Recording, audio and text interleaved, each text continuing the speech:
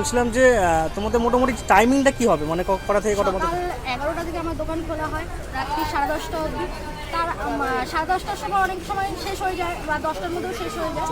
But আমি থাকি 1টা থেকে 8:30 অবধি আমাকে পাবে, তারপর আবার 9:30 থেকে পুরো টানা পাবে, যতক্ষণ না বন্ধ হচ্ছে ততক্ষণ। আচ্ছা আচ্ছা।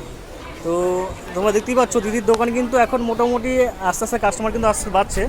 তো দিদি খুব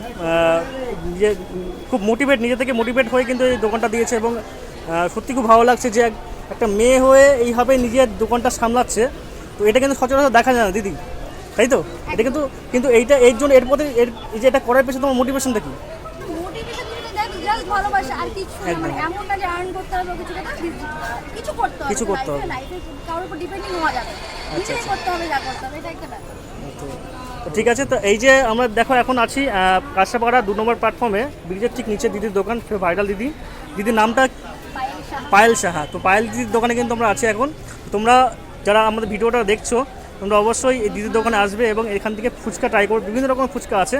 তো সবাই আসবে এবং এই ভিডিওটা দেখে যারা আসবে একদম, হ্যাঁ, দিদির দোকানে কিন্তু একদম পুরোপুরি ভেজ কাউন্টার। তো আসবে এবং দিদির ফুচকা ট্রাই করবে, খুব ভাইরাল দিদির ফুচকা।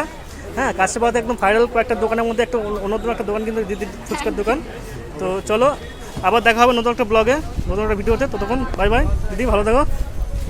ফোন করে হ্যাঁ অবশ্যই অবশ্যই, ফোন নাম্বার ঠিক আছে, ফোন নম্বরটা দেওয়া আছে।